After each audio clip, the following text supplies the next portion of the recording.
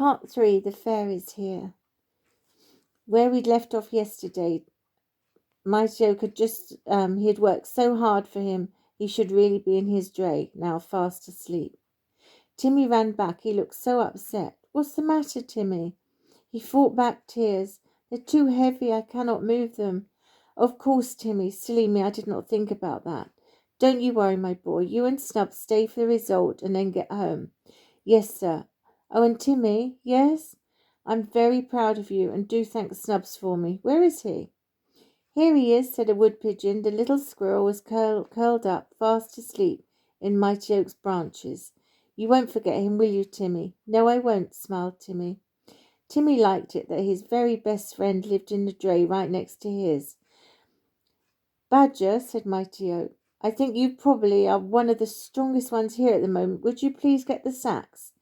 Right you are then. Come on then, son. You help. The two badgers went to fetch the sacks. The sack on the right by the house was heavy, quite heavy. However, the sack on the left was really heavy. The two badgers swapped places. His son collected the sack on the right and dragged it all the way back to Mighty Oak. A fox ran to help the other badger when he saw how he was struggling with the sack. They were both relieved when they reached the mighty tree. They laid it next to the other sack. The Mighty Oak said, well, my friends, it looks like the result is obvious. Of course we will check it. But, my friends, it looks like the vote for no fair has the majority. The two badgers looked at each other awkwardly, and then they looked at the mighty tree. Father Badger said, excuse me, you did say no fair was the sack on the right, by the house, didn't you? Yes, replied the mighty tree. Well, the sack on the right was the one my son had. You could have heard a pin drop. It went so quiet. I see. Well, let's tip the sacks out, please, Badger. Your son's first. They tipped the lighter sack all over the ground. Yes, it was the right sack, thought the tree. Amongst all the hundreds of leaves, twigs, pebbles and berries were the two marbles. Well, if you wouldn't mind tipping the other sack out, please, Badger. Please, Badger, certainly. Again, everyone watched as the fox helped the badger tip the sack out onto the ground.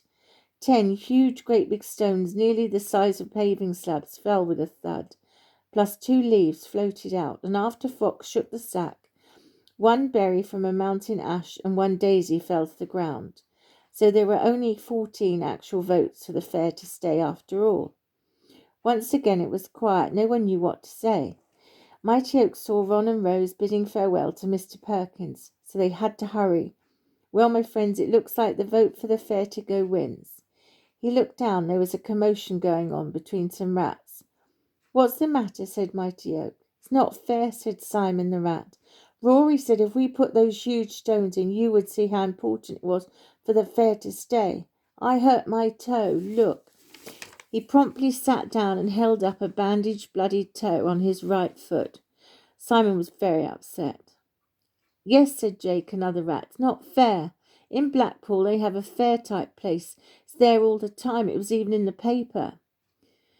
Might I interject, said Mrs. Rat. Mighty Oak, I am so sorry for their behaviour. I am really disappointed in them. And where did you get those huge stones from? And who was involved? It was 10 of us, Mum, said Rory. Us 6, he pointed to his brothers, and 4 from Jake's family. What about your sisters? No, they said it was a silly idea. 1 stone meant 1 vote. Size didn't make a difference. Rory, why did you think it would make a difference? Asked the mighty tree. Because I wanted you to see how strongly we felt about the fair staying. Oh, I don't know. It sounds silly now, said Rory sulkily, looking at the ground. And the stones are from where? Rory's mother's mood was not improving. Jake thought he would say something, as his friend's mother was very cross. You know Mrs. Phillips, who lives next door? Yes. Well, she poor Jake was stammering. He had not seen his friend's mother this cross before.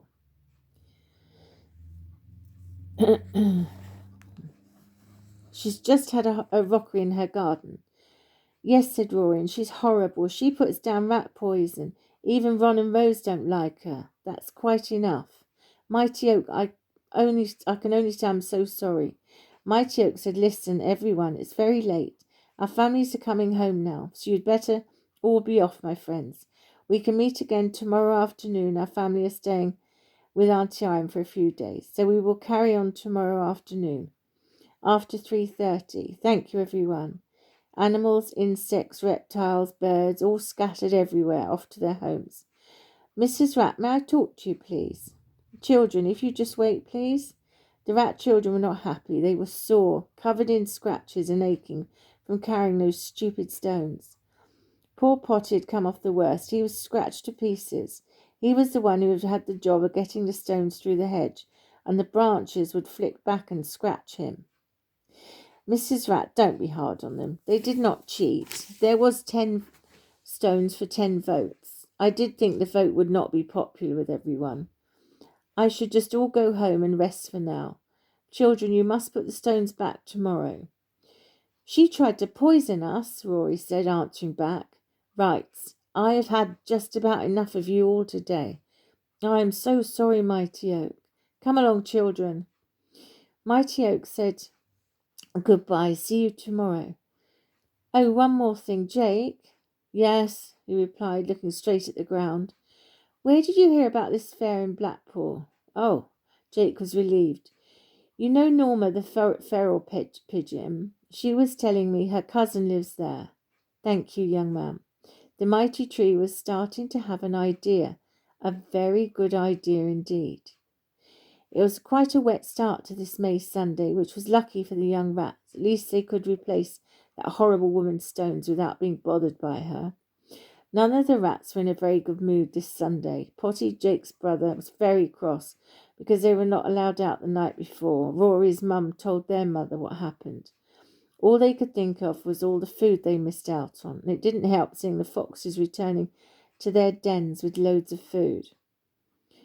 Potty had thought, because he was so very scratched, that he would be let off today, and then Simon lifted up his bandaged paw again, but none of these tactics worked. Jake and his 3 brothers and Rory and his 5 brothers all had to replace the stones. Rory did have one last try with his mother. He said if the girls helped, it would be done quicker. That didn't work either.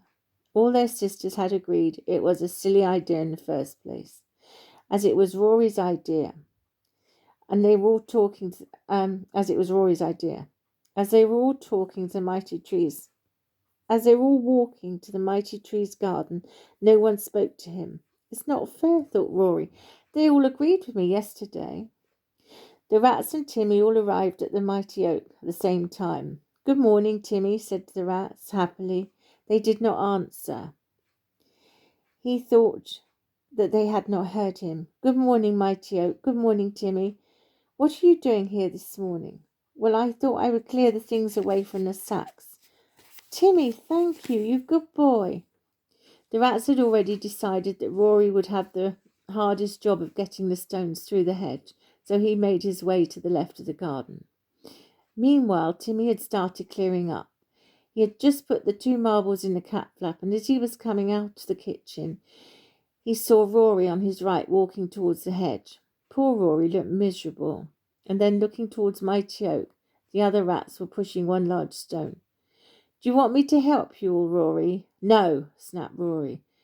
I don't mind, I can't. No, Goody Two-Shoes. Poor Timmy.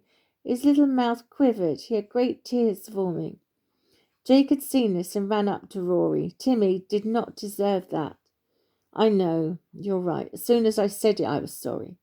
Rory called after Timmy. He wanted to say he was sorry, but the squirrel had gone. I will do it later when I see Timmy. I really do not know what we did was so bad, Jake.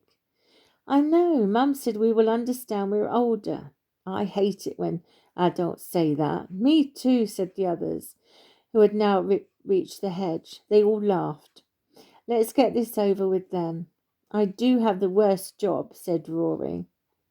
Tell me about it, said Potty, still licking his wounds. Timmy was very busy tidying everything up. The small stones, sticks, berries, and leaves were all relatively easy. However, Timmy was rather stuck as to what to do with the 2 Hessian sacks. They were very wet, but he had to put them somewhere so Ron and Rose would not see them. Then he remembered seeing a wooden thing in the shed they called an airer. Yes, he was sure Ron Rose and Ron had used this to dry clothes on. He ran over to Rats, pushing another stone.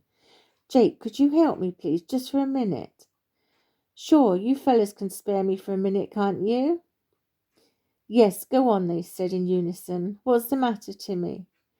Had you better not ask Rory first? He's not in a good mood. I've already upset him once this morning. No, don't worry. As soon as he snapped at you, he shouted sorry to you, but you'd already gone. Oh, that's good, said Timmy. I just need your help in the shed, Jake.